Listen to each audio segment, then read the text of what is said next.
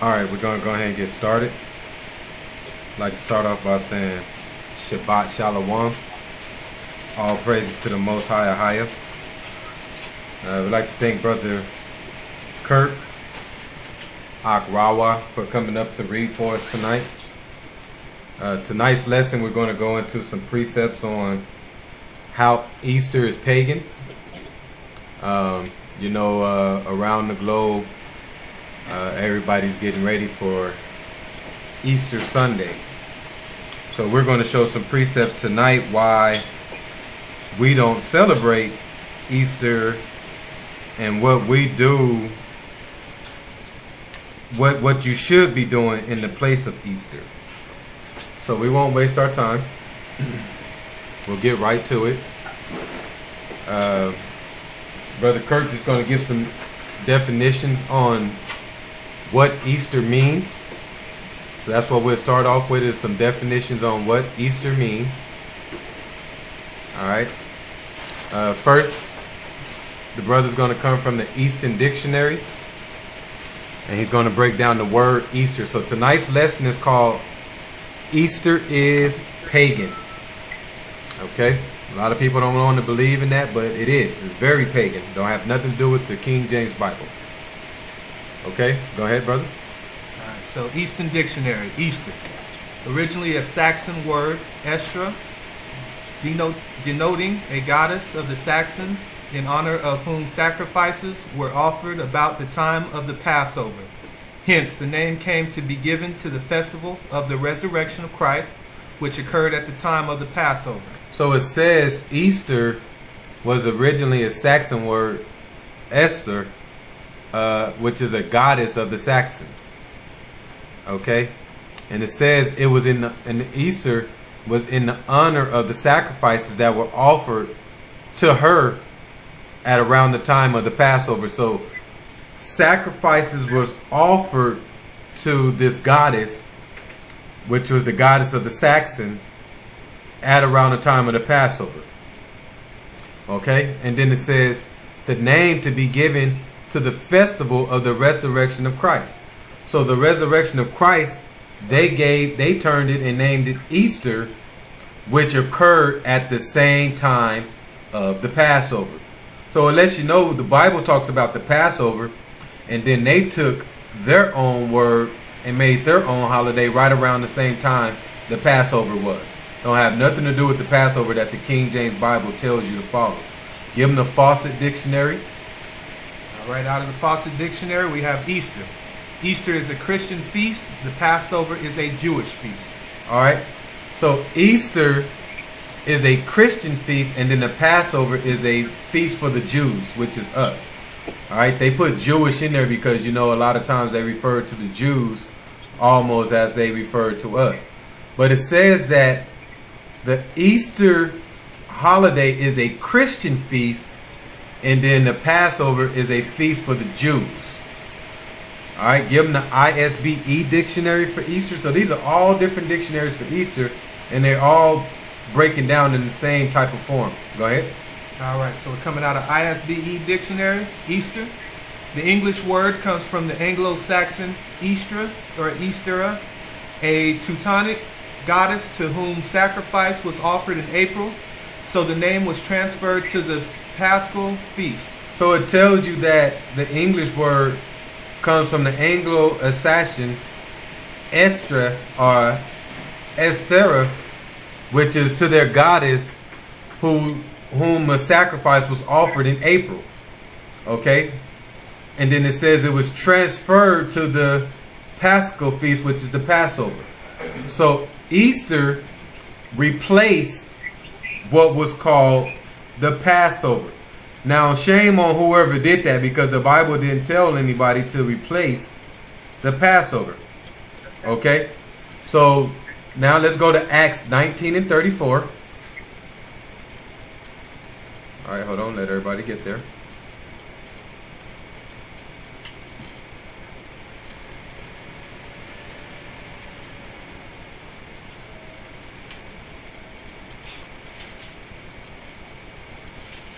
All right, Acts 19 and 34. So remember, we just read that Easter is a Saxon word for the goddess of the Saxons, and whom sacrifices was offered to her right around the time of the Passover, which was in the month of April.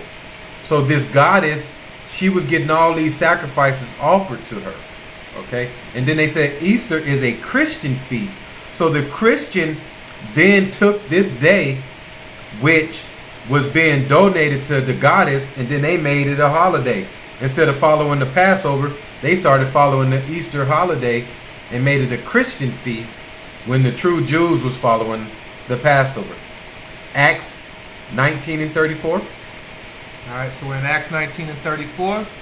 But when they knew that he was a Jew, all with one voice about the space of 2 hours cried out, "Great is Diana of the Ephesians."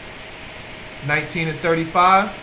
And when the town clerk had appeased the people, he said, "Ye men of Ephesus, what man is there that knoweth not how that city of the Ephesians is a worshipper of the great goddess Diana, and of the image which fell down from Jupiter?" So it tells you right here that the city of the Ephesians is worshipers of the great goddess Diana, and the image which fell down from Jupiter.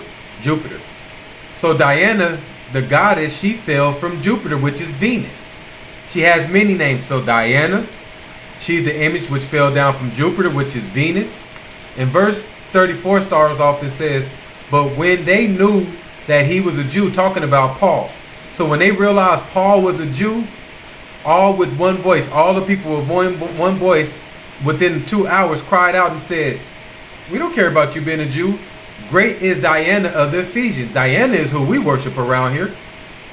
You Jews, y'all worship other things around here. Us Greeks, we worship Diana. That's what we just said right there in Acts 19 and 34. So when we broke down the word Easter, it says the goddess of the Anglo-Saxons, who they sacrifice things to in the month of April, is talking about Diana right here, who was the image which fell down from Jupiter, which is Venus. That's who they're worshiping. So when you break down Easter and then you go to Acts 19:34, that's who they're worshiping. The goddess Diana. Go to Jeremiah 7 and 10. But so many people don't want to believe in that. And it's all right here in the scriptures. It's simple. If you take your time and read and you put it together precept upon precept, you'll get the puzzle. Okay? So Diana, the goddess of Ephesians, is the worshiper of the Greeks. This is who they worship. All right? Jeremiah 7 and 10. All right, so we're in Jeremiah 7 and 10. "And come and stand before me in this house, which is called by my name, and say, We are delivered to all these abominations. Is this the house which is called by my name, become a den of robbers in your eyes? Behold, even I seen it, saith the Lord. But go ye now unto my place which was in Shiloh, where I set my name at the first, and see what I did to it for the wickedness of my people Israel." So verse 11 says, "Is this house which is called by my name become a den of robbers in your eyes?" So everything according to Ahia is being robbed. And verse 10 says, "And come and stand before me in this house which is called by my name, and say, We are delivered to do all these abominations." So the whole world has been delivered to do abominations. What's the abomination? Skip down to verse 18, Jeremiah 7 and 18. All right, 7 and 18, Jeremiah. "The children gather wood, and the fathers kindle the fire, and the women knead their dough, to make cakes to the queen of heaven, and to pour out drink offering unto other gods, that they may provoke me to anger. Do they provoke me to anger, saith the Lord? Do they not provoke themselves to the confusion of their own faces?" Do they not provoke themselves to the confusion of their own faces? What's the confusion? When you're following these holidays, you don't even know what you're following. Especially Easter. When you follow Easter, people always been confused. When people follow Easter, they always been confused. And since you've been a kid, you always say, well, all right, brother, I got you on. Go ahead and put your phone on mute. So when people follow Easter, ever since you was a kid, you always say, What does a rabbit and an egg have to do with each other? All right, and you confused the whole time, but you don't care. You go out there, you hunt the eggs, and then you got this rabbit. And you're like, what is? Rabbits don't lay eggs. Well, what? Why? So people are following things and they're confused the whole time. But Jeremiah 7:18 says that they make cakes to the Queen of Heaven. Who was the Queen of Heaven? Diana. Diana, the one we just broke down in Acts 19:35, the goddess of Jupiter, which is Venus. So this is who they were making cakes to. And they had confusion on their face because they didn't know who they were making cakes to and what they were following. So why are you confused? Go to 1 Corinthians 14:34. So that's what it means when it says in Jeremiah 7:19, do they not provoke themselves to the confusion of their own faces? So this is why we're always confused. Just like with the Christmas tree. How is a fat dude gonna get down a chimney and bring presents to you? This is all a fairy tale.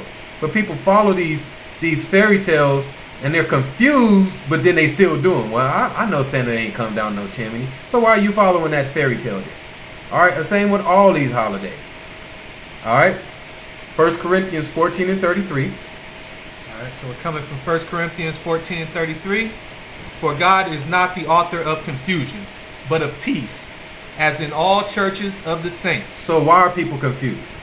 He is not the author of confusion. So nobody should be confused. When you do something, there should be no confusion behind it. But when you follow a lot of these holidays, there's a lot of confusion because don't nobody know why they're doing it, don't nobody where the concept came from, and don't nobody know why it started. And when you talk to people and say, well, you can talk to 8 out of 10 people tomorrow and tell them that Easter is pagan, and they'll look you in your face and say they know. And then you say, well, why are you following me? Well, for one, for the kids, and then plus the church, that's just a church thing, and then it's a good time to get together with family. But then they know it's pagan.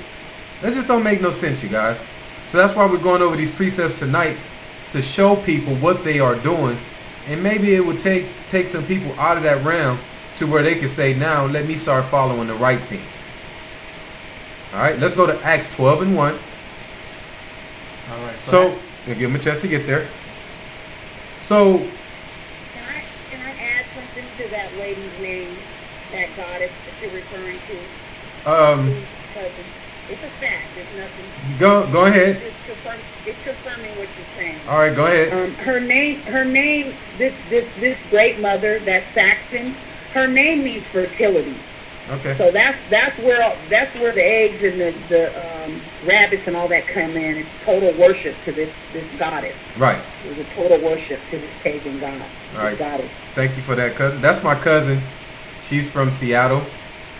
She's been in Arizona for the last few weeks, and she know what we do. So I'm glad she got on the line tonight. All right. Thanks for that input. So we're going to go to the Bible and show you where the only place that shows the word Easter. All right. Go to Acts 12:1. Go ahead. All right, so we're in Acts 12:1. Now about the time Herod the king stretched forth his hands to vex certain of the church, and he killed James, the brother of John, with the sword.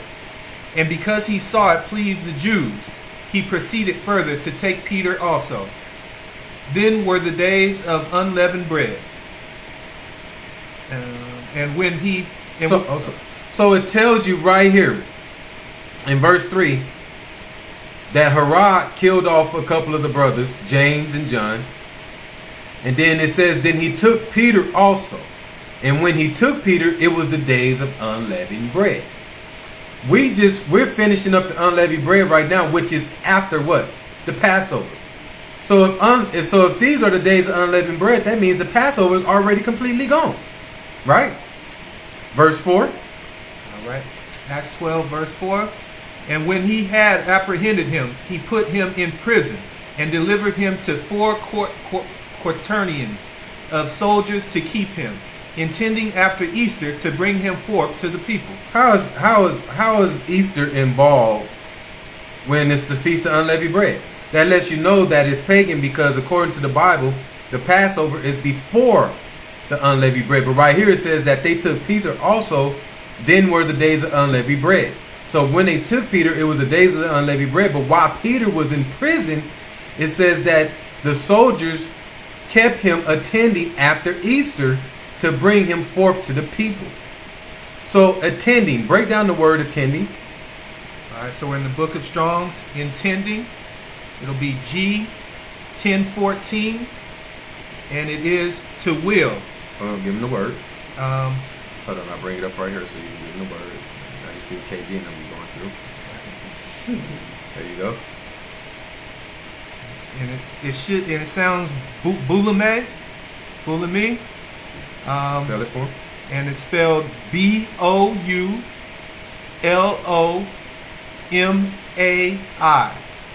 Boulame. All right, and it means to will. That is, be willing, be disposed, minded, intend. Okay, so be disposed. Break down the word disposed in the Webster Dictionary. All right, so disposed in the Webster Dictionary is set in order, arranged, placed, adjusted, applied, bestowed, and or inclined. So disposed means set in order, arranged, adjusted, inclined. So it says when Peter was set before the soldiers, they kept him arranged after Easter to bring him forth to the people. So the word Easter was thrown in here because this is something that the Greeks were doing. It wasn't nothing that Peter was following. It wasn't nothing that the disciples was following, because it tells you in verse 3 when they took Peter, it was the days of unleavened bread. But in verse 4, now that Peter's in prison, they kept him attending. Attending means set in order, arranged. They arranged him. They kept him attending after Easter. All right. So they brought in that word Easter, the Greeks, and had Peter attending after Easter. Peter wasn't attending after Easter. Peter wasn't locked up right here. The word Easter wouldn't have been nowhere in play in the same sentence, in the same precept with Peter. The word unleavened bread or the word Passover would have been in place. All right? Because Yeshua celebrated the Passover. Okay? Read verse 5. All right, so we're still in the book of Acts 12, verse 5. Peter therefore kept in prison, but prayer was made without ceasing of the church unto God for him. And when Herod would have brought him forth, the same night Peter was sleeping between two soldiers, bound with two chains, and the keepers before the door kept the prison. All right, let's go to Matthew 26 and 18. So let's see what the disciples were doing. Okay? You will never see nowhere in here that the disciples were following Easter. Let's go to Matthew, start at 17. Matthew 26 and 17. Go ahead. All right, so we're in Matthew 26 and 17. Now the first day of the feast of unleavened bread, the disciples came to Jesus, saying unto him, Where wilt thou that we prepare for thee to eat the Passover? Mm-hmm. And he said, Go into the city to such a man, and say unto him, The master saith, My time is at hand. I will keep the Passover at thy house with my disciples. So Yeshua, which is the Messiah, which everybody calls Christ, he told the disciples, prepare me so I can get ready, so I can keep the Passover. He didn't say Easter. He said Passover. Which the Passover is what? The first day of unleavened bread. Because right when the Passover is done, what happens? Unleavened bread comes in. So that's why 17 says, Now the first day of the feast of unleavened bread, the disciples came to Yeshua, saying unto him, Where wilt thou that will prepare for thee to eat the Passover? It didn't say eat Easter. It said Passover. The disciples referred to this feast day as the Passover. And then verse 18 is Yeshua himself speaking. And he says, I will keep the Passover at my house with the disciples. Nowhere is the word Easter used. So the word Easter being used in Acts 12 and 4 is the word Easter being used by the Greeks. All right, read this information that I have right here in regards of Easter. All right, so there is no trace of Easter celebration in the Bible. So the Easter celebration is nowhere in the Bible. But we can read all through Exodus and Deuteronomy where it talks about the celebration of the Passover. So what's wrong here? Why are people celebrating Easter when there is no trace of it in the Bible? There is no trace of anybody celebrating Easter, but we have traces throughout the Bible, people celebrating the Passover. Even Yeshua himself in the New Testament says, I will keep the Passover. So once Yeshua was crucified, they interjected that word Easter in there. We got to be really smart here on what's happening. Read it again. All right. There is no trace of Easter celebration in the Bible. The Jewish Christians in the early church continued to celebrate the Passover, regarding Christ as the true Paschal Lamb.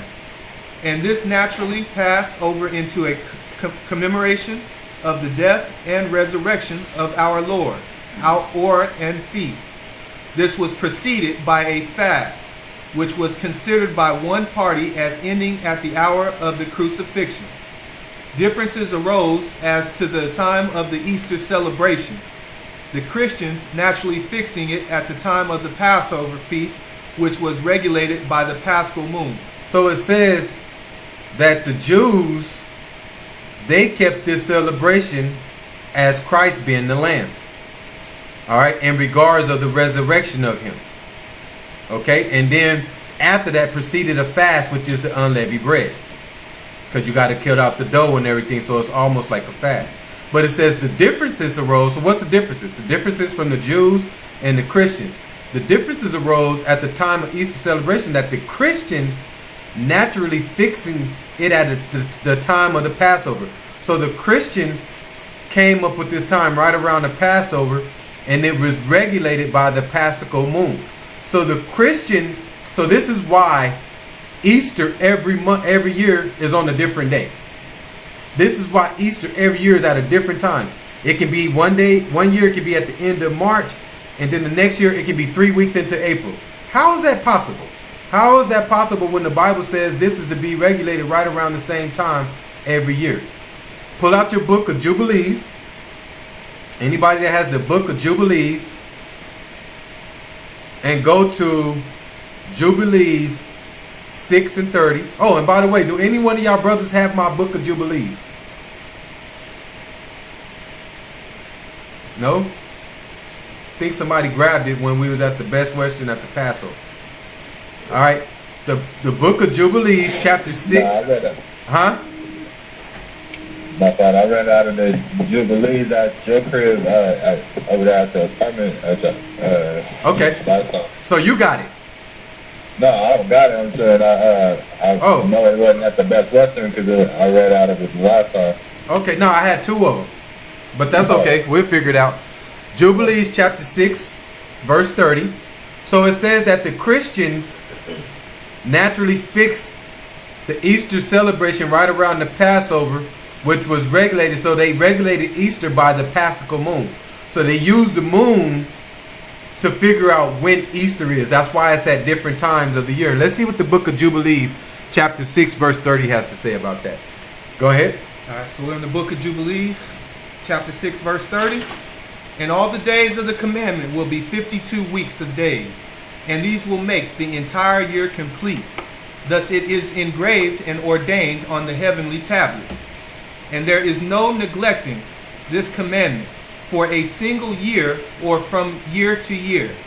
And command you the children of Israel that they observe the years according to this reckoning, 364 days. And these will constitute a complete year. What does America teach us? How many days is in the year? Anybody? 365, right? Why is America teaching us that it's 365 days in the year when the Bible right here says there's 364? So that's an error. That's an error right there. All right. Read the rest. All right. So 364 days, and these will constitute a complete year, and they will not disturb its time from its days and from its feasts. So if you follow what the Bible says right here, the Jubilees, it says that it's 364 days constitutes a complete year, and they will not disturb its time from its days and from its feasts. So this is why their 365 days is pushing Easter out different times every year, which is disturbing what's supposed to be the original feast, which is the Passover, at a set time. Go ahead. For everything will fall out in them according to their testimony, and they will not leave out any day nor disturb any feasts. But if they do neglect and do not observe them according to his commandment, then they will disturb all their seasons, and their years will be dislodged from this order. And they will disturb the seasons, and the years will be dislodged, and they will neglect their ordinances. So they are neglecting the ordinances. What are the ordinances? The laws and the commandments of the Most High. So they are neglecting it because their years and their seasons have been dislodged by adding this extra day in there. Verse 34. And all the children of Israel will forget and will not find the path of the years. So if you teach the children of Israel anything outside of 364 days out of the year, and the feast days that they're supposed to follow, the children of Israel will forget and will not follow the path of their years. Go ahead. And will forget new months and seasons and Shabbats, and they will go wrong as to all the order of the years. So if they do this, they will forget the new months and seasons and the Shabbats. What is Shabbats? What we're doing today. Today we are celebrating the Shabbat. That's why we say Shabbat Shalom. The Shabbat is from Friday evening to Saturday evening. But these churches are waking up on Sunday morning and doing Sunday worship, which is worshiping the sun. And it says, and they will go wrong as to all the order of the years. Verse 35. For I know, and from henceforth will I declare it unto you, and it is not of my own devising. For the book is written before me, and on the heavenly tablets the division of days is ordained, lest they forget the feast of the covenant and walk according to the feast of the Gentiles, after their error and after their ignorance. So people are, so it said, let me read it again. So it says, for I know, and from henceforth will I declare it unto you, and it is not of my own devising. For the book is written before me. It's talking about the King James Bible. It's already written. And on the heavenly tablets, the division of days is ordained. So the Most High ordained the days and the months in Exodus 12 when he gave it to Moses and Aaron. He ordained those days. It says, lest they forget the feast of the covenant and walk according to the feast of the Gentiles. So people, when you follow, people are following Easter and these holidays, they are following the feast of the Gentiles after their era and after their ignorance. So when you follow these holidays, you're following the Gentiles' feast, and it's ignorance of their era. Verse 36. All right, so Book of Jubilees, verse 36. Chapter 6, verse 36. Verse 36. For there will be those who will assuredly make observations of the moon. Say it again. For there will be those who will assuredly make observations of the moon, how it disturbs the seasons and comes in from year to year 10 days too soon. So this is what they're doing. Remember what we read? We broke down the definition. It says the Christians are basing the Easter holiday off of the Paschal moon. And it tells you right here, if you do that, it's going to disturb the seasons, and it's going to come in 10 days too soon. Verse 37. All right. For this reason, the years will come upon them when they will disturb the order, and make an abominable day, the day of testimony, and an unclean day of feast day. And they will confound all the days, the Kaddish with the unclean, and the unclean day with the Kaddish. For they will go wrong as to the months and Shabbats and feasts and jubilees. So it tells you when they do everything according to the moon, they will go wrong with the months, the Sabbaths, and all the feasts and the jubilees. And that's what we have going here. These people follow the moon, and they're basing Easter off the moon. That's why Easter changes every year, because they looking for the moon at a certain time, and then they base it off the moon weeks later, instead of just following the Bible, where the Bible says that Passover is at the same appointed time every year. Read this next So let's go to Matthew 28:8. All right. Read this next part while they're finding that. Right here. According to this reckoning, the Passover began on the evening of the 14th day of the month of Nisan, without regard to the day of the week, while the Gentile Christians identified it with the first day of the week, the Sunday of the resurrection. So the Gentiles brought it in as the first day of the week. Okay? And it don't have anything to do with the first day of the week. All right, so this is why everybody is going wrong in the error following after the holidays. And the Most High says we are not to do that. Okay? Let's go to Matthew 28:1. So anybody that follows Easter, they wake up every Sunday morning celebrating this holy day. And let's see what the Bible has to say about that. Let everybody get there. All right, Matthew 28:1. Go ahead. All right, so in the end of the Sabbath, as it began to dawn toward the first day of the week. So it says, so read that again. I got to read this closely. Read it again. In the end of the Sabbath. At the end of the Sabbath. As it began to dawn toward the first day of the week. It's now beginning to be the first day of the week. Go ahead. Came Mary Magdalene and the other Mary to see the sepulchre. And behold, there was a great earthquake, for the angel of the Lord descended from heaven, and came and rolled back the stone from the door, and sat upon it. His countenance was like lightning, and his raiment white as snow. And for fear of him the keepers did shake, and became as dead men. And the angel answered and said unto the woman, Fear not ye, for I know that ye seek Yeshua, which was crucified. He is not here. What? He what? Say it again. He is not here. He is not here. Remember, this is talking about when Mary and them went to the sepulchre to find Yeshua. And they says it was the end of the Sabbath, which began to dawn on the first day of the week. So it's now the first day of the week.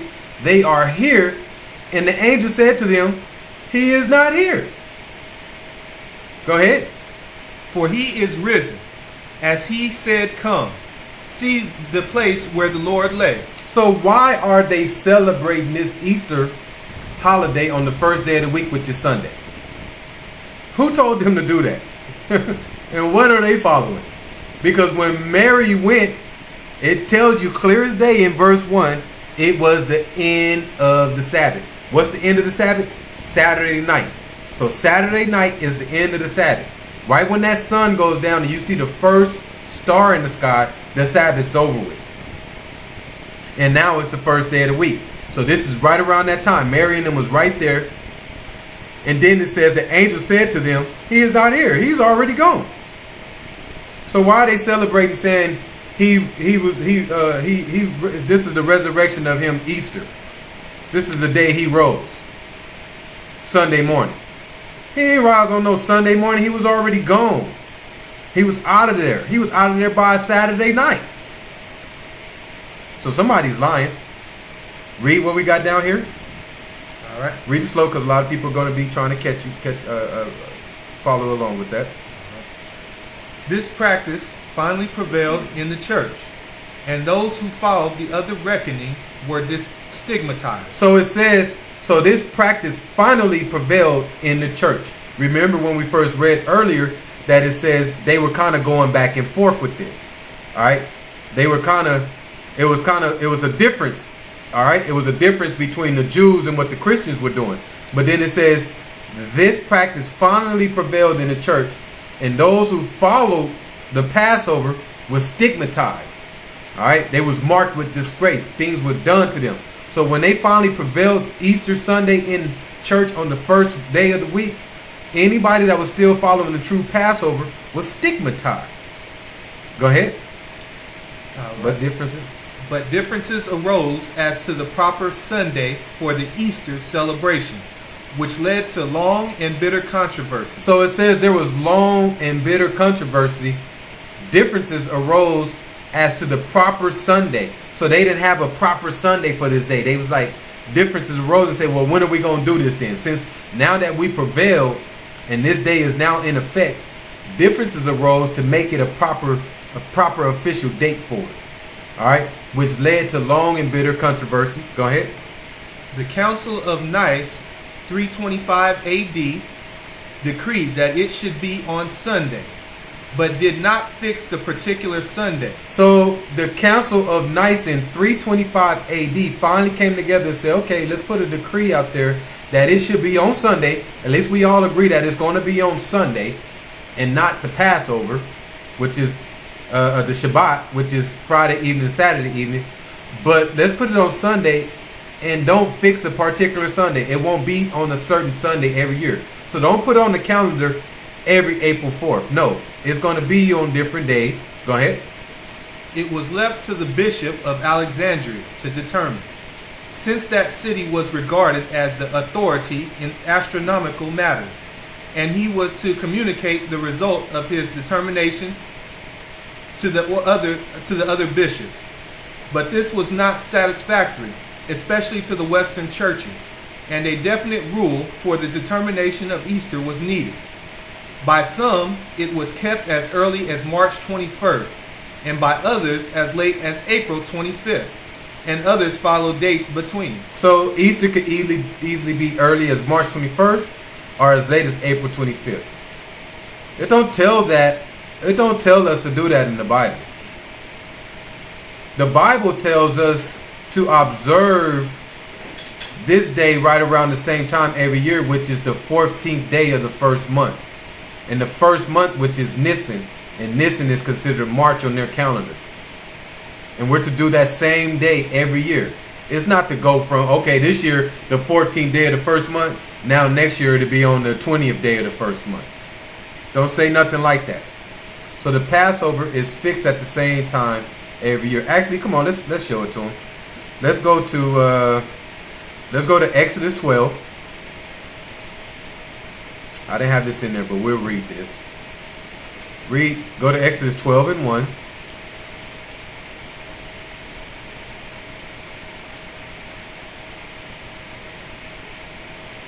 All right, go ahead.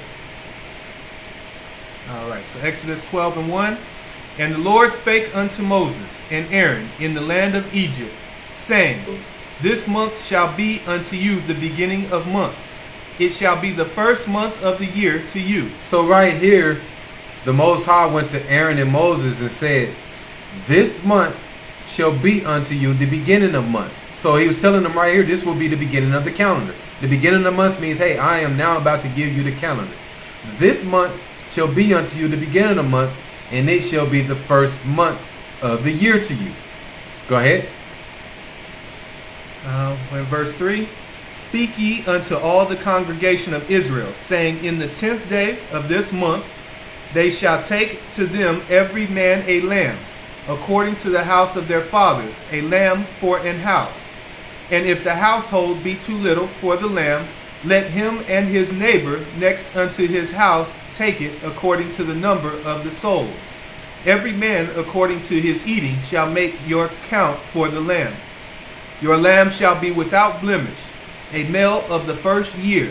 Ye shall take it out from the sheep or from the goats, and ye shall keep it up until the 14th day of the same month. And the whole assembly of the congregation of Israel shall kill it in the evening. So it tells you, you shall keep it until the 14th day of the month. And on the 14th day of the month, you shall kill it in that evening. So the 14th day of the first month is speaking of the Passover. It did say, okay, 1 year you do it on the 14th day. Next year you do it on the 20th day. Then the third year you do it on the 27th day. So why is it moving around? It says this is the same thing that you do every year. All right. And the first month of the year on the Hebrew calendar is March, which is Nisan. All right. Skip down to verse 14. Go ahead. All right, so we're Exodus 12 and 14. And in this day shall be unto you for a memorial. It did say these days. It did say and these days. And Easter falls on many different days. It says, and this day, which is a specific day, and this day. Go ahead. And ye shall keep it a feast to the Lord throughout your generations. Ye shall keep it a feast by an ordinance forever. So this is a feast throughout all your generations, and a feast through all your as a feast of ordinance forever. So why is everybody not following the Passover? And why is people following Easter? Skip down to verse 17. This will be the last verse right here. Skip down to verse 17. Go ahead. All right. And ye shall observe the feast of unleavened bread. For in the self same day have I brought your armies out of the land of Egypt. Therefore shall ye observe this day in your generations by an ordinance forever. Verse 18. In the first month, on the 14th day of the month at even. Said it again. In the first month, on the 14th day of the month at even, ye shall eat unleavened bread until the 21st day of the month at even. So it tells you in verse 17, for in this self same day. That means this is to be done on the same day, the same time every year. In this self same day, which is on the 14th day of the first month. So why is it switching around? That lets you know they're doing something wrong here. All right. Give them this information now. A little more information on Easter. Read this. Can you see that? You need me to make it bigger? All right. Go ahead. Read all of this. Read this first part over here. Ostara. Ostara. That's another name for Diana. Another name for Easter. Go ahead. Yes. All right. So we have Ostara, also called Lady Day, is a pagan holiday celebrated every year on the spring equinox, usually March 21st. Saxons had a festival every year for their spring and fertility goddess. Easter involving Estra involving variations of many traditions we use today. So it says right here, Ostara, which is also called Lady Day, celebrated every year on the spring equinox. Okay? Saxons had a festival every year for their spring and fertility goddess. So this is what Easter is all about. It's all about this. Sorry. Go ahead. I just wanted to say, and her symbol was a rabbit or a hare. That goddess, that was her symbol. Right. It was a rabbit or a hare. All right. Thank you. So it says the Saxons had a festival every year for their spring and fertility goddess. So they're celebrating Easter in regards of the fertility goddess, which is Estra or Ostara or Diana. And it says that involving variations for many traditions that we use today, that people use today. Go ahead. When missionaries converted these people into Christians. Let's read that again. See, Christians don't understand they was converted. Go ahead. When missionaries converted these people into Christians. People were converted into Christians. Christians wasn't what we was following from the Bible. Christians ain't what Yeshua was following. Christians ain't what the disciples was following. When missionaries converted these people into Christians, go ahead. It was found Estra, and the celebration for the resurrection of Christ was celebrated around the same time. So it tells you that this pagan holiday was celebrated right around the same time as Yeshua, which was the resurrection. Go ahead. Eventually, the Christians adapted the word Easter and sent some of the traditions. The Easter bunny comes from an old sign of fertility. So we're going to break it all down. It's going to tell you where the Easter bunny comes from. But first, it tells you that the Christians finally adopted the word Easter and some of the traditions. So they adopted the word Easter and took some of the traditions that Ostara and them was doing in their pagan holiday. This is where it all came from. Christians adopted the word Easter, and then they adopted a lot of those traditions and made their own holiday. Tell them where the Easter bunny. Let's talk about the Easter bunny. Read it again. The Easter bunny comes from an old sign of fertility. The rabbit, surely everyone knows that rabbits have many children, chicks as well, which emerge from their shells, wet and wobbly, but turn into cute little fluff balls just hours later. Both animals were sacred to goddesses of spring and fertility, and were often honored around the spring equinox. So the Easter bunny, all right, which is the rabbit, and chicks, which has many babies, were animals that were sacred to the goddess Ostara or Diana. And they were sacred to her because of the fertility. Okay? Break down give them the information on eggs. Eggs are also symbols of fertility. Eggs are also symbols of fertility. So this is a pagan holiday for fertility. That's all Easter is. Go ahead. And it is said that if one eats a hard-boiled egg just before sunrise on Ostara morning, they will be healthy and fruitful for the following year. Read that pagan line again. Read it again. And it is said that if one eats a hard-boiled egg just before sunrise on Ostara morning, they will be healthy and fruitful for the following year. So when you wake up on Easter Sunday and got your kids eating these Easter eggs that they painted all night long and they eating them before church, this is one of their pagan rituals that say you'll be healthy and fruitful for the rest of the year because you ate this hard-boiled egg. Pagan. Go ahead. In addition, in old Europe, eggs were decorated and given as gifts, as wishings of abundance in food and prosperity. As pagan religions were shunned, followers made a game out of children finding the eggs, hidden in plants and under fences. So this is where your Easter egg hunt comes from.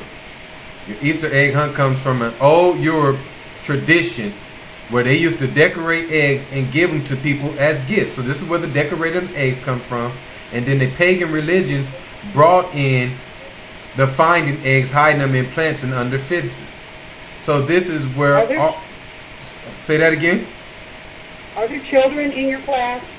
Not right now. Okay. All right. So, but if they were, they will hear this also. Okay. But I just wanted, the reason why I asked is because there were some very disgusting rituals that took place in regards to that fertility and what the eggs and everything represented. I didn't know if they, right. No, we've already broke down all those orgy rituals and all those things that were going on to keep the fertility going on. We know we've already broke all that down, but I appreciate the insight. All right, let's go to Isaiah 1 and 13. So now that we know Ostara, which is Lady Day, is where the Christians got the tradition of Easter from. Okay, and the Easter bunny comes in regards of fertility, a sign of fertility, and your Easter eggs is also a sign of fertility. And the decorating of the eggs and the hiding eggs came from an old Europe pagan tradition. Don't have nothing to do with the Bible. It don't say that this came from the King James Bible. So why are we doing it? I don't understand it. And everybody's going to always justify why they do things.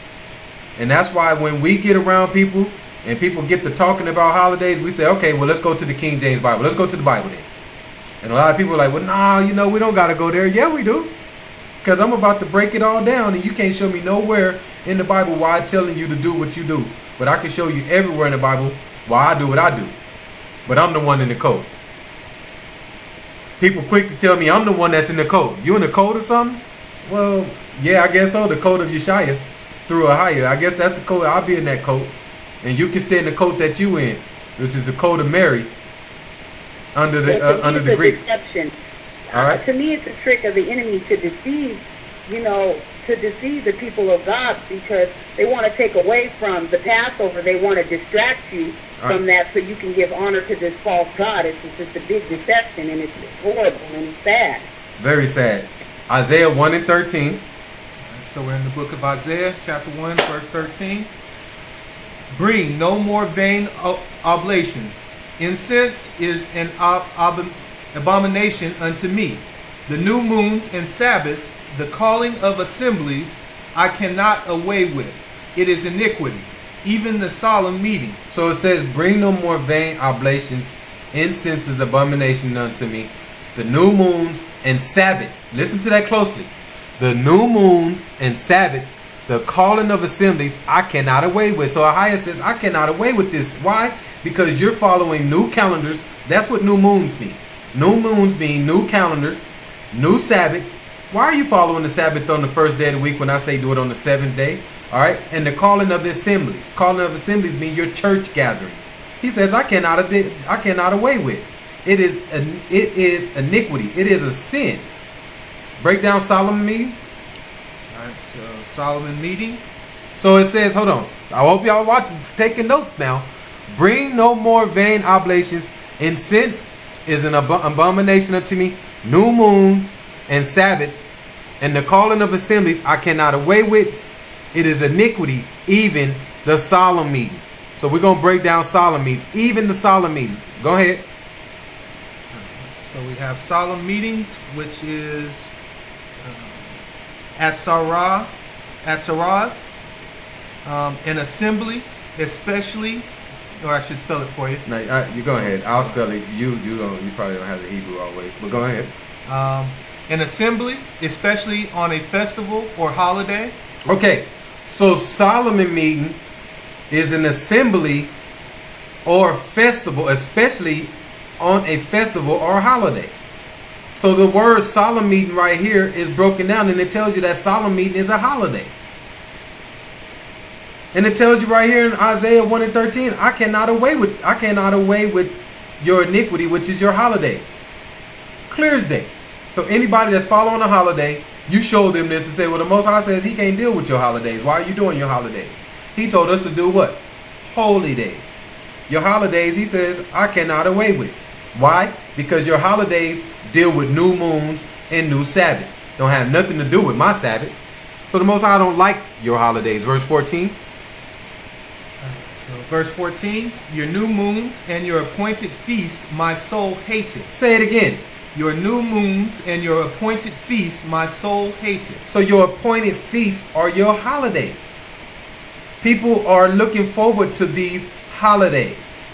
Every year your appointed feast, your Easter feast, your Thanksgiving feast, your Christmas feast. People are looking forward to these feasts, which are the holidays that we just broke down, which is the solemn meeting. And the Most High says, my soul hated. Read that verse again. Your new moons and your appointed feasts my soul hated. They are a trouble unto me. I am weary to bear them. And when ye spread forth your hands, I will hide mine eyes from you. Ye, when ye make many prayers, I will not hear. Your hands are full of blood. So Ahia, the Most High, says, when y'all celebrating these holidays and y'all sitting down to eat this feast, and y'all putting y'all hands together to pray towards me, says my soul hates it. And he says, and when you put forth your hands and y'all pray to me, he says, I will not hear it. I will hide my eyes from you and I will not hear it. And you know what's sad? Because 90% of my family, 95% of my family follows these holidays. The only person that in my family that does not follow these holidays is me, Brother CJ, who's on the line, and obviously my cousin, because she's on the line right now. But the rest of my family, all of them are getting geared up for Easter Sunday. And it kills me. And they all say, why don't you come around that much no more? Well, for one, you guys are following pagan traditions. And for two, the Most High told me, if I can't come around and teach y'all this word, I'm not to be around y'all that much. Y'all don't give me a chance to open the Bible and speak to you. All y'all want to do is tell me I'm wrong. And all I'm doing is following the Bible word for word. And can't none of them tell me why they are following this holiday. And can't none of them, when I say, well, you know it's not in the Bible. Well, you know, now you're talking from your heart. You know what the Bible says about the heart? Matthew 15 and 7. So it really does, you guys. It kills me. And I know other people in the same position. You got many friends and family that continue to follow these pagan holidays. And the Most High says, my soul hates it. So if the Most High soul hates it, guess what my soul does? My soul hates it also. So anybody I see following this, guess what? I don't have nothing to do with you. Just like Ahia, I don't have nothing to do with you. Well, he says my people perish for lack of knowledge, So it's your job to, show them love and give, and, teach them. People, they respect you and they're going to be willing to listen to you. No, I heard you out. You can only speak to them for so long, and I've done that. I continue to speak, and only so many people will wake up. That's why the Bible says only a third of the world will be saved. Everybody's not going to hear it. Everybody's going to continue to have those dull, uncircumcised ears because of the lack of knowledge. So only a third of the world is going to be saved. That's not a lot of people. Matthew 15:7. So that's why you need to wake up and say thank you to Ahia, the Most High, every day, and say thank you for opening my ears and blessing me to be able to receive this understanding and this truth, because everybody else is blocking it out. They don't want to hear the truth. They like following after Satan, whether you believe it or not. Go ahead. So in the book of Matthew, chapter 15, verse 7, ye hypocrites, well did Isaiah prophesy of you, saying, this people draweth nigh unto me with their mouth, and honoreth me with their lips, but their hearts is far from me. So it tells you right here, ye hypocrites, these people draweth nigh unto me with their mouth. So a lot of these Christians say, yeah, I follow the Most High, and they honor me with their lips. Yeah, I follow him. Yeah, that's my power. But their heart is far from me. So a lot of these people, their heart is far from the Most High. But they think they're doing right, but their heart is far. Verse 9. But in vain they do worship me, teaching for doctrines and commandments of men. So, but in vain they do worship me. So a lot of people that's worshiping him, they're doing it in vain. They're doing it in the wrong way. Teaching for doctrines the commandments of men. So what does that mean? It says, ye hypocrites, well did Isaiah prophesy unto you, saying. Let's go to what Isaiah said. Let's go to let me see, I want to say Isaiah 29. Let me get it. Hold on, you guys. Isaiah 29:9. That's where he's talking about. Isaiah 29:9. So he says, but in vain they do worship me, teaching for doctrines the commandments of men. All right. The people draweth nigh unto me with their mouth, and honor me with their lips, but their heart is far from me. Isaiah 29:9. Right. Stay yourselves and wonder. Cry ye out and cry. They are drunken, but not with wine. They stagger, but not with strong drink. For the Lord hath poured out upon you the spirit of deep sleep, and hath closed your eyes. The prophets and your rulers, the seers hath he covered. So the prophets, which is your preachers, your rulers, which is the government, the Most High says he's poured out upon them the spirit of deep sleep. They are drunken, and they're not drunk with wine. They're drunken is the spirit of deep sleep. So how are these people teaching the people when they are in a deep sleep? Verse 11. Verse 11.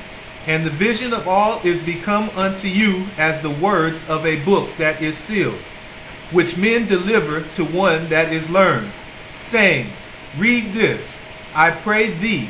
And he said, I cannot, for it is sealed. So a lot of people are going around with this book, and they know they can't read it. It just said right here, and the vision of all is become unto you the words of a book that is sealed. This book is sealed to these people because they're not reading it right, and they're not following the Most High right. If you're following Jesus and following all these holidays, you're not following the word right. So the book is sealed. Verse 12. Verse 12. And the book is delivered to him that is not learned, saying, read this, I pray thee. And he said, I am not learned. They know they're not learned. Any preacher that's up there saying the word Jesus, know they're not learned, because Jesus is a Greek God. Why are we teaching the people to continue to follow after a Greek God? The Hebrew language did not have the letter J, and his name is Jesus. How is that possible? The letter J didn't come until 460 something years ago. So that's false. Verse 13. Verse 13.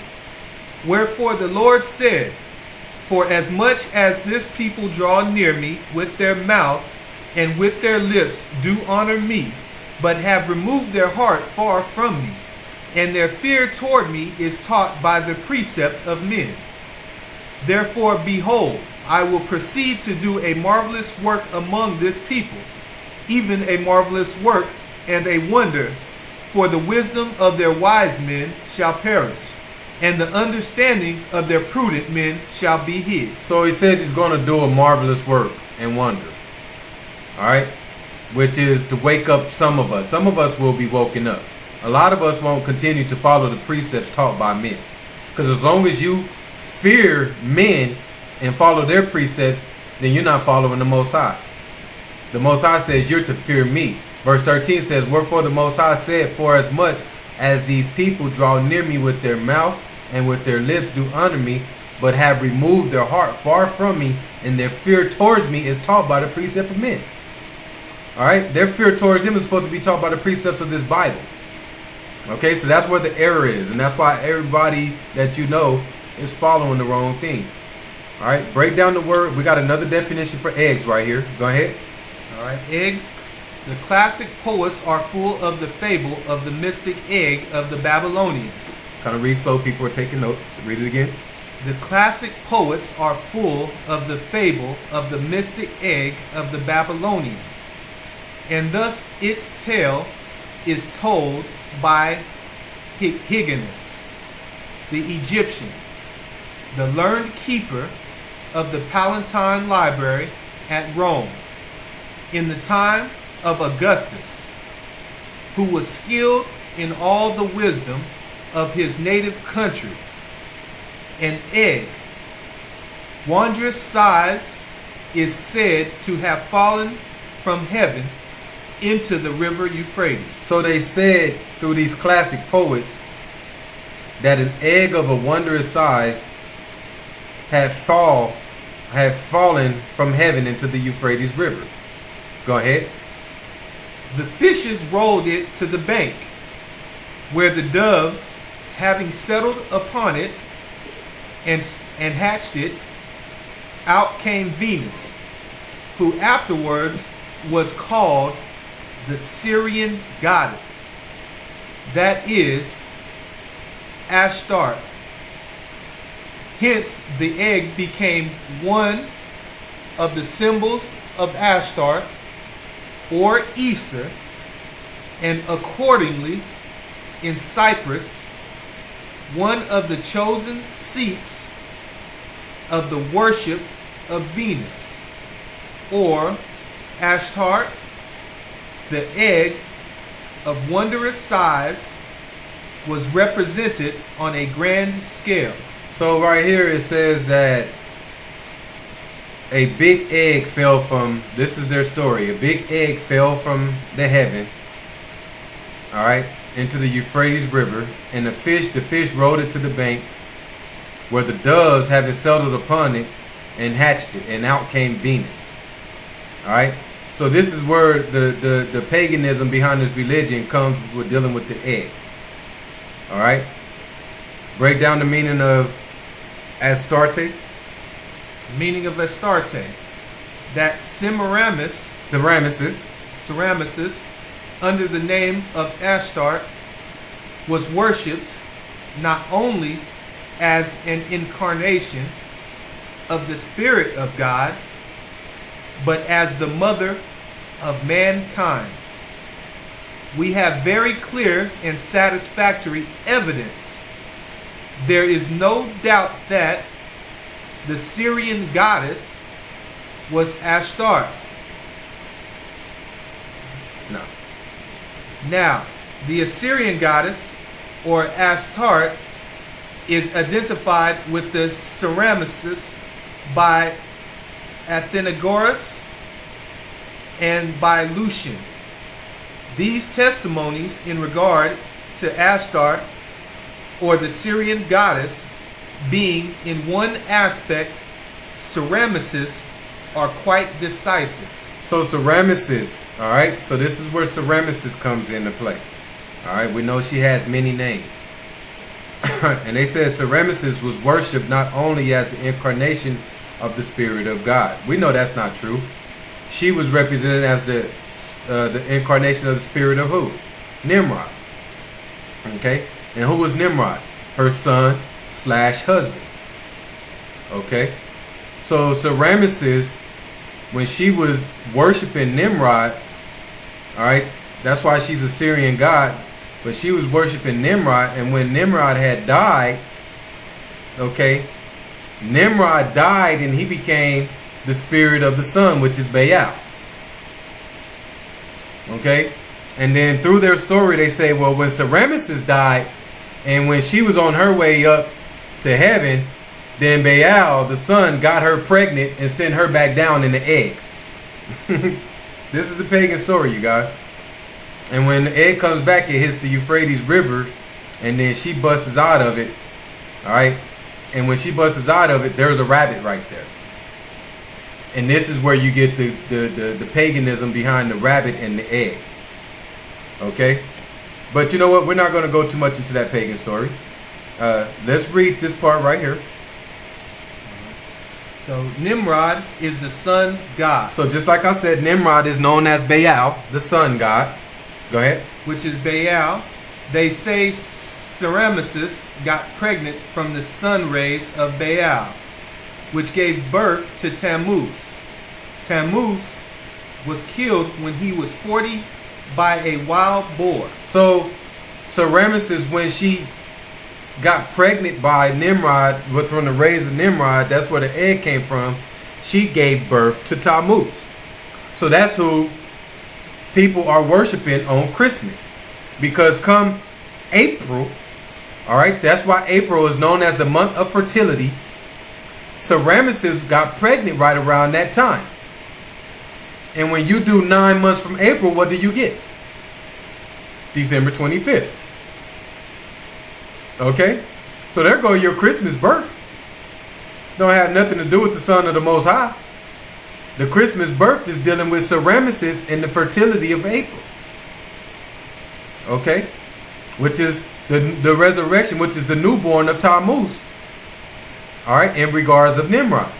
And then they say Tammuz was killed when he was the age of 40.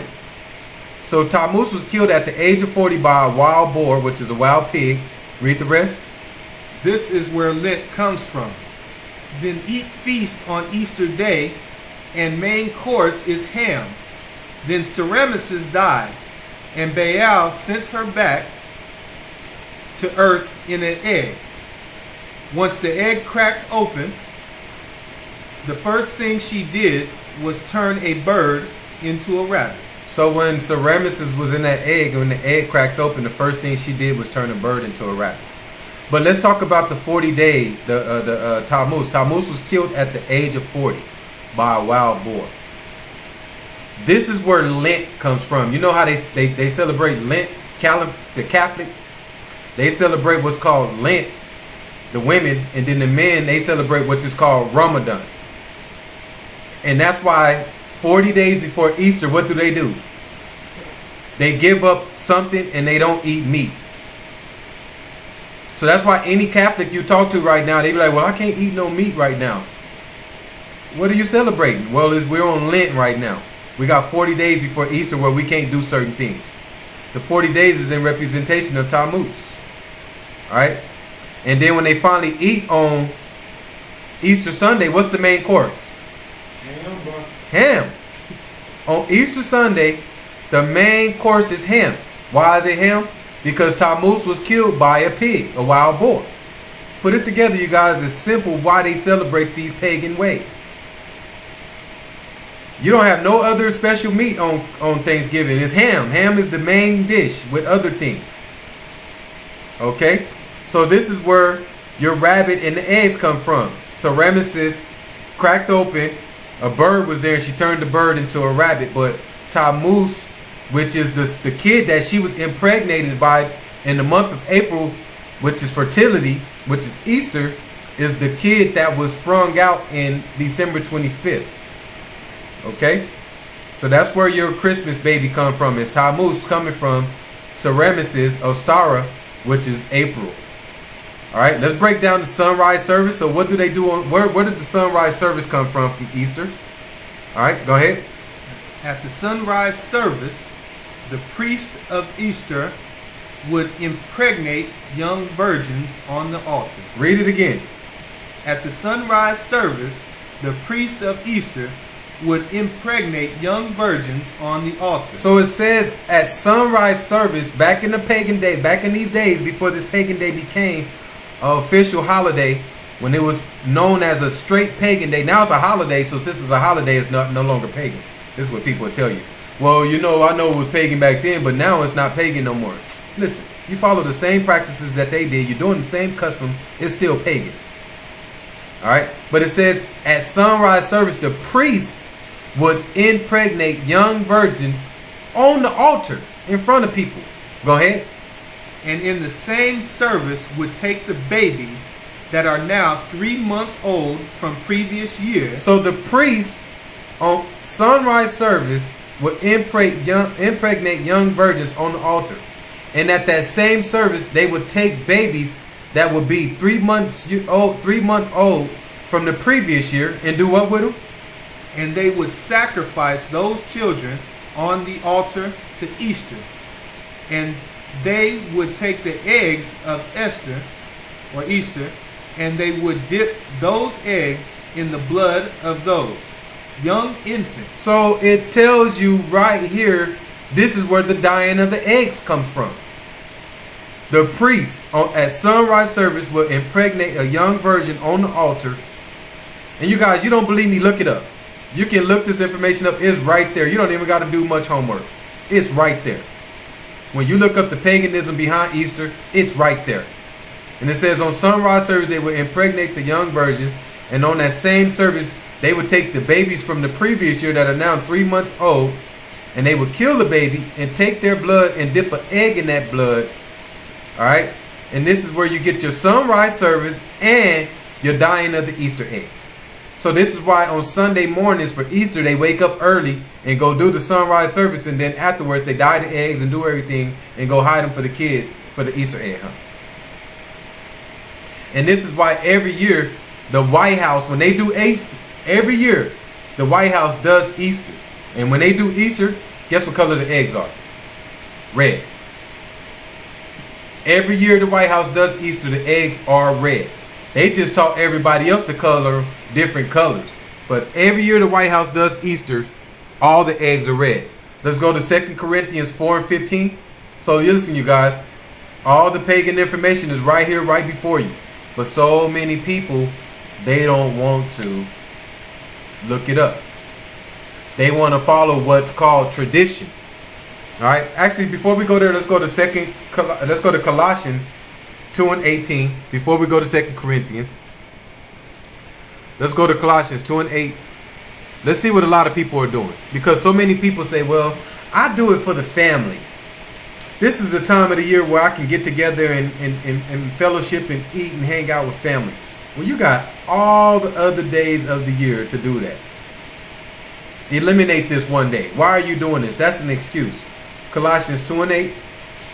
All right, so Colossians 2 and 8. Beware lest any man spoil you through the philosophy and vain deceit, after the tradition of men, after the rudiments of the world, and not after Christ Yeshua. So it tells you, beware lest any man spoil you through philosophy and vain deceit. What's philosophy? They brought in this philosophy and tricked us and taught us different things to follow after their ways, after the traditions of man. So all these holidays are traditions. These are traditions that people follow year after year. It says, beware lest any man spoil you through philosophy and vain deceit, after the tradition of man, after the ruining of the world, and not after Christ, which is Yeshua. So it tells you that these traditions is ruined in the world. These holidays are ruined in the world. Why? Because none of them can be found in the Bible. And none of them are not after Christ, which is Yeshua. So that's why earlier I showed you in the Bible where Yeshua followed the Passover. But the world is not following the Passover. So if you're not following what Yeshua did, then it's the ruinment of the world, because it's after the traditions of men. That's clear as day. 2 Corinthians 4 and 15.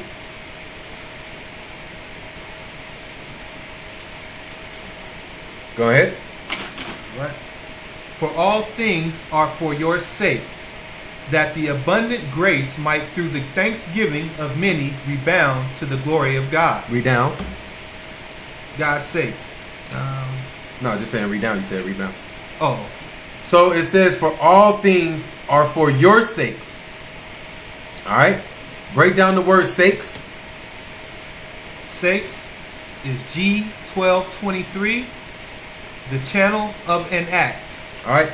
So sakes is G1223, which is dia, D-I-A, and it means the channel of an act.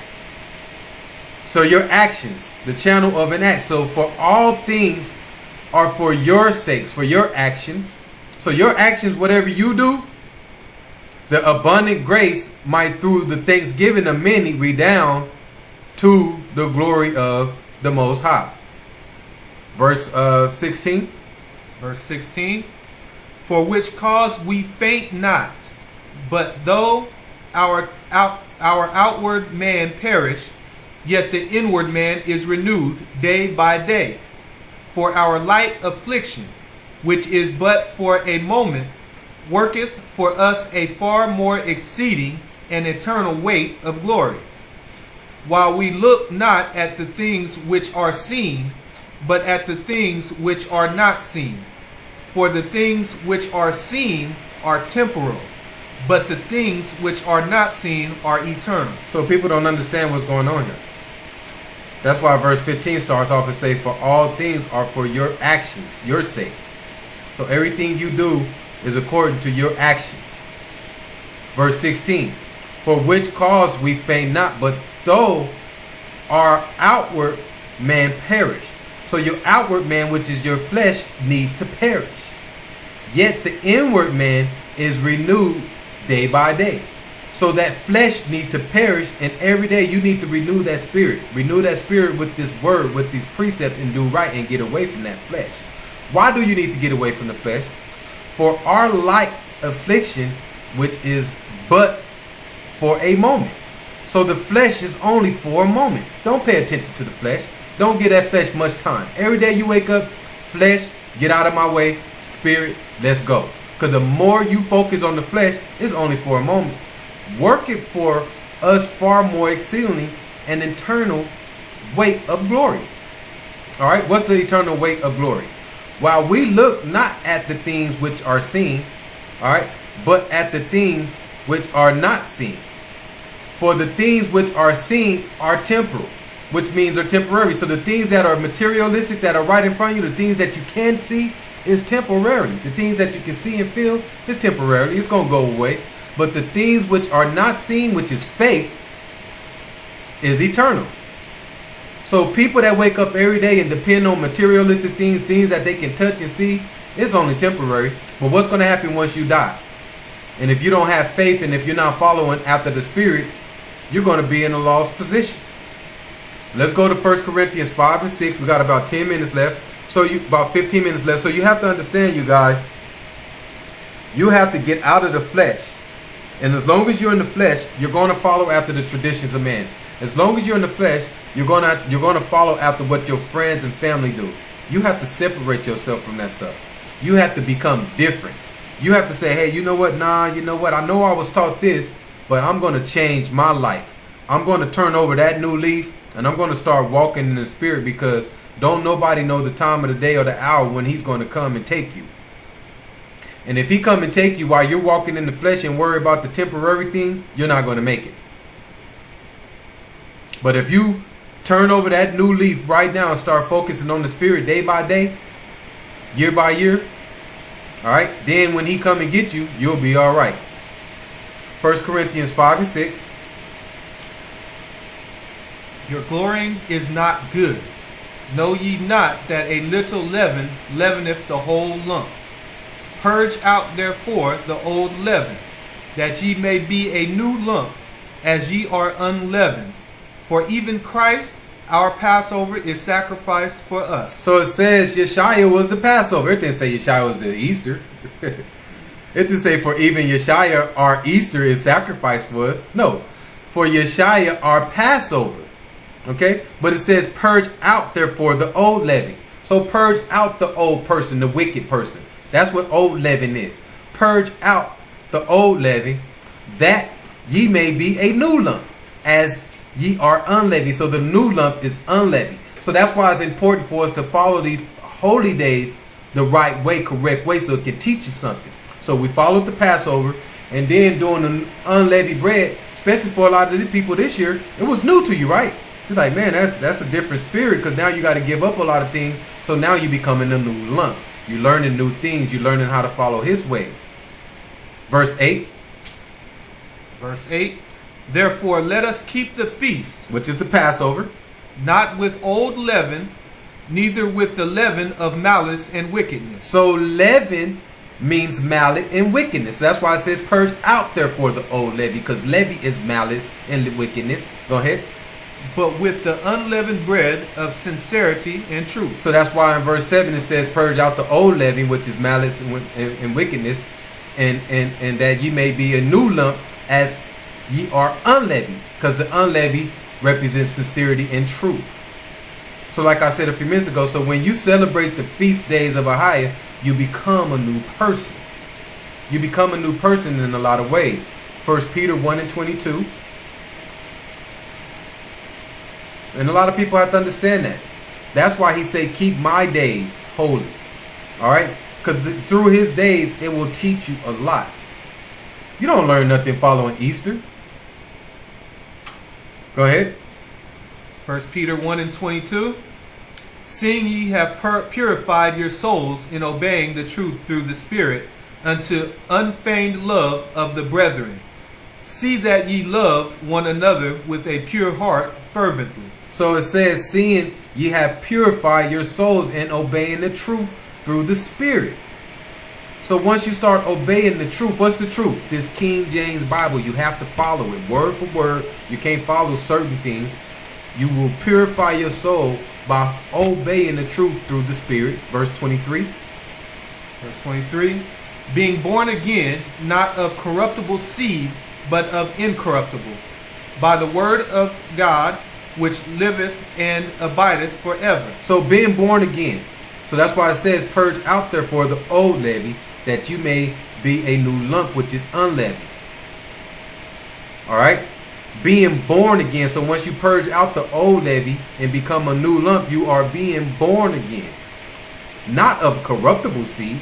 So when you was brought into this world, you was taught to be a corruptible seed through the traditions of men. All right? But by the word of Ahia. So now it's time to change yourself and start following the word of Ahia. Verse 24. Verse 24. For all flesh is as grass, and all the glory of man as the flower of grass. The grass withereth, and the flower thereof falleth away. But the word of the Lord endureth forever. And this is the word which is the gospel is preached unto you. So the word of the Most High, which is this Bible, which is the Spirit, it endures forever. It lasts forever. It's eternal. But flesh is like grass. Grass will wither away. It will die, or it will get cut. Something's going to happen to it. Grass don't last always. It might look green and pretty right now. All right. But when fall comes, what happens to that grass? It gets disgustingly brown. There's nothing green about it no more. So grass is going to wither away. It might look good at that point in time. So the same thing with the flesh. The flesh, you might do good at some point in time. But once that flesh is done and gone, and if you ain't focused on the Spirit, which is the word of Ahia, you're no good. 1 Peter 2 and 1. So people have to understand. You have to purge out that old person. Purge out that old lady. Become a new person, which is the new lump. All right? The unleavened, which is the sincerity and truth. That's what the new person is, which is the unleavened bread, sincerity and truth. Don't have nothing to do with wickedness or malice or wickedness, which is these holidays. All right, 2 and 1 of 1 Peter. Wherefore, laying aside all malice and all guile and hypocrisies and envies and all evil speakings, as newborn babes, desire the sincere milk of the word, that ye may grow thereby. If so be ye have tasted that the Lord is gracious. So as newborn babes, so you have to become a newborn baby all over again. That's what it means when it says become a new man. All right, purge out the old person, purify your souls, become a new man. Everything that you've been taught, everything that you followed from day one, you have to purge that out and become a newborn baby again and desire the sincere milk of the word. All right. So when you become a newborn baby, your food which is milk, which is the word. All right, you can't start off by eating food and meat. A newborn baby does what? They drink milk first. So that's why it says when you're a newborn baby, when you start over, you got to get the milk first. All right, which is the word. That ye may grow thereby. So once you grow, then you'll start getting that meat at your table. Matthew 18:1. See, a lot of people don't understand that. If you want to be saved, you got to become a new person. And if that means getting rid of everything you've been taught, if that means starting all over, then that's what you got to do. You can't keep the same wicked ways that you have and then try to interject the Most High. It ain't going to happen. How you going to interject the Most High and say, oh, all right, I follow the Bible now, but then you're the first one in the club on Friday nights? It's impossible. It just don't work. We can't do that. Matthew 18:1. Right, we're in the back book of Matthew 18:1.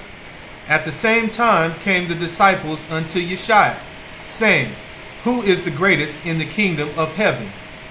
And Yeshua called a little child unto him, and set him in the midst of them. So the disciples came to Yeshua and says, we want to know who is the greatest in the kingdom of heaven.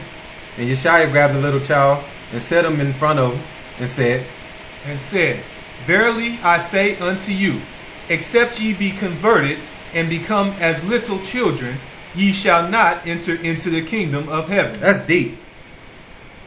So Yeshua told the disciples when they asked who is the greatest in the kingdom of heaven, he brought and put a little child in front of them and says, Verily I say to you, except ye be converted. Converted from what? Converted from that person that you thought was smart. I don't care if you're 42 years old. I don't care if you're 50. You must be converted.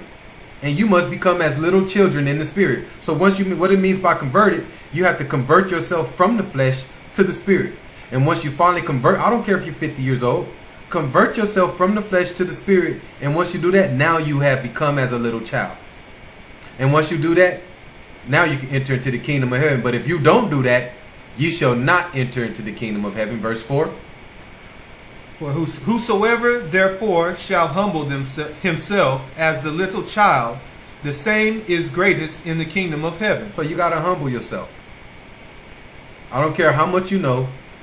I don't care who you are. I don't care how many degrees you got. All right. I don't care how much experience you got in this. If you want to make it to the kingdom of heaven, you have to become like a little child over again, and you must humble yourself. Why do you must humble yourself? Because there's a lot of teaching involved when it's coming through that milk, which is the word. And the only way you can receive that milk and that word properly is by humbling yourself. You can't convert yourself and become a little child and be like, well, I know this, well, I know that, think you know everything. No, you ain't going to never learn nothing. So the only way you're going to learn, I don't care how much you know, convert yourself, humble yourself as a little child, because a little child, what? They know nothing. So when you teach them something, they're amazed, right? You can take a little child right now and start teaching them something, and they be like, oh, wow, because they never knew it. So you got to be the same way when it comes to this word. You must humble yourself out. So like I said earlier, so once you start following the holy days, your spirit is renewed. You're like a newborn baby, because you're learning how to walk in the ways of a higher now. You're learning how to follow his laws. So that's why you got to become like a newborn baby, because now you're learning how to re-walk. Now you're learning how to re-talk. Now you're learning how to act. Now you're learning how to follow the rules. Just like a little baby. All right? Because we've been taught to follow the wrong rules. We've been taught to walk in the wrong ways. Okay?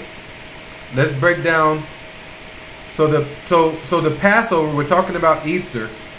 So the Passover is an event. All right. So this is why people don't follow the Passover correctly, because they don't understand it. But the Passover is an event which was a creation and the redemption of the nation. What nation am I talking about? The nation of Israel. That's what the word Passover really means. The Passover is an event as a creation and a redemption of the nation. The nation of Israel was under the hands of Pharaoh. All right. Slaving and laboring for years.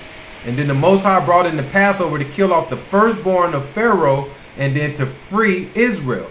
So once he freed Israel, we became the nation of Israel. But before that, there was no nation of Israel. Okay, so that was the creation and the redemption of the nation. Break down the word redemption. Word redemption, the purchase back of something that had been lost by the payment of a ransom. Read it again. The purchase back of something that had been lost by the payment of a ransom. So redemption is the purchase back of something that had been lost by the payment of ransom. So Yeshua, that's why he was sent here to die for our sins. Because we were lost.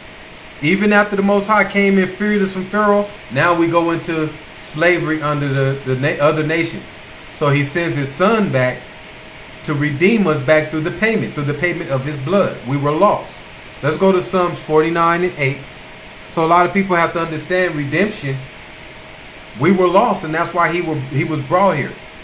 A lot of people get it twisted and be like, well, Yeshua came back to die for my sins, and now I'm saved. Nah, listen, let's get it right first. You were lost, your soul was lost, all right? And he was the payment to bring you back to salvation. Because without him, we all are done for. We all are done for. But with him coming and giving up his blood, now we all have a chance for salvation through his payment of ransom. Psalms 49 and 8. Go ahead. For the redemption of their soul is precious, and it ceaseth forever. So the redemption of their soul is precious. Okay? So that's why he came back. To redeem our souls. To take our souls back into the right directions. Our souls was lost. But now we have a chance to be saved through salvation, through the redemption of Yeshua. Mark 10 and 45. You have to understand this clearly, guys. If you want salvation, if you want to be saved, you have to understand his purpose on why he came. You have to understand the purpose of all these holy days. You have to understand all this stuff. You can't just grasp yourself to one thing and stick with it and then don't learn nothing else and say, I know it all. No, you got to continue to be like that newborn baby and continue to get fed and get fed. And now you grow in the spirit. And that way, by the time judgment day comes, the Most High says, well done, my servant. I don't have to teach you nothing. In the new world that is to come, I don't have to teach you nothing because you became a new baby and relearned and learned everything. Go to the right. Now you go to the kingdom. Mark 10 and 45. Go ahead. For even the Son of Man came not to be ministered unto, but to minister, and to give his life a ransom for many. So it tells you that the Son, which is Yeshua, came not to be ministered unto, but to minister and to give his life a ransom for many. So he came to give his life ransom. Not only to minister, but to minister and give his life. John 13 and 1. We down to our last few precepts. Go ahead. Now, before the feast... Let them know where you at. John chapter 13, verse 1. Now, before the feast of the Passover, when Yeshua knew that his hour was come, that he should depart out of this world unto the Father, having loved his own which were in the world, he loved them unto the end. So now that we know Yeshua is the Lamb, so Yeshua was the Lamb. All right, he was the new Lamb. In the Old Testament for the Passover, it told us to go get a lamb and kill it on the 14th day. You remember? All right. But in the New Testament, Yeshua became the new Lamb. All right. He was the lamb now that was being sacrificed for our sins. All right. And now, once he was killed, he was the lamb for the Passover. So that's why nowadays, yeah, we still eat lamb, but that's why we don't have to physically kill a lamb and put it on the doorpost or put the blood over the doorpost, because Yeshua was now the new lamb. We don't have to do that like in the old days, because Yeshua already came and did that for us. All right. Let's go to let me see. Hold on. Let's go to Revelations 5 and 1.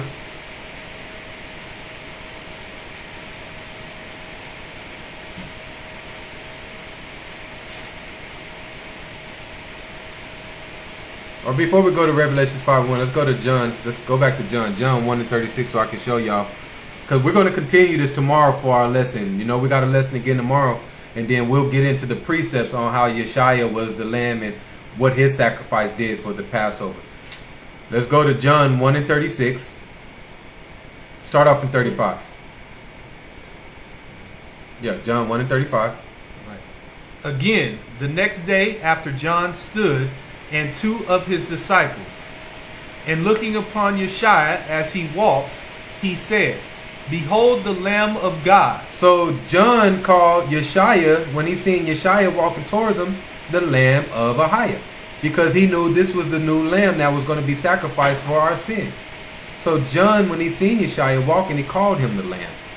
Okay? So that's why he's the Lamb now, and we don't no longer have to do that. So when he was crucified, his blood was now used for the marking of our sins. All right, last precepts for the night. We got Revelations 5:1 down to verse 6, and we'll be done. Revelations 5:1. Go ahead. Revelations 5:1. And I saw in the right hand of him that sat on the throne a book written within, and on the back side sealed with 7 seals. And I saw a strong angel proclaiming with a loud voice, Who is worthy to open the book, and to loose the seals thereof? And no man in heaven, nor in earth, neither under the earth, was able to open the book, neither to look therein. And I wept much, because no man was found worthy to open and read the book, neither to look thereon. So it tells you right here that they had the book with the 7 seals, and nobody could open this book. All right? And the angels of the heaven were crying, who is worthy to loosen this book? All right, go ahead. And Revelations 5, verse 5, or chapter 5, verse 5. And one of the elders saith unto me, Weep not. Behold, the Lion of the tribe of Judah, the root of David, hath prevailed to open the book, and to loose the 7 seals thereof. Who is the lion? So it says, the elders finally says, weep no more, cry no more. Behold, the Lion of the tribe of Judah, the root of David, has prevailed to open the book and loose the seals, the 7 seals thereof. Who is this lion? Go ahead. Revelations 5:6. And I beheld, and lo, in the midst of the throne and of the 4 beasts, and in the midst of the elders, stood a lamb as it had been slain, having 7 horns and 7 eyes, which are the 7 spirits of God sent forth into all the earth. So the person that was able to open the book, nobody can open the book. And then one of the elders says, weep no more.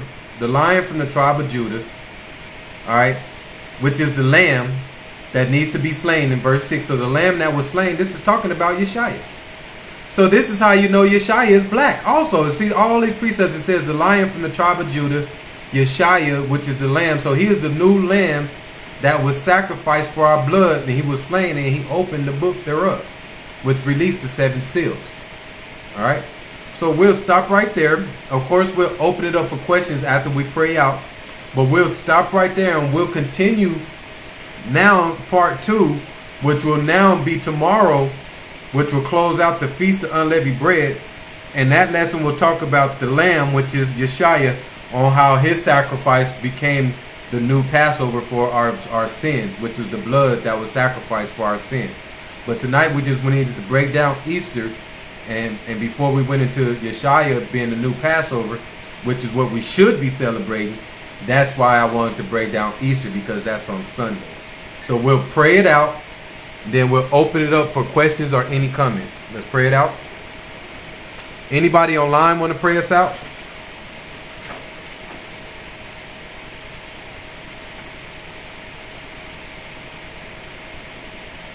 Anybody? Brother Jay? All right, go ahead.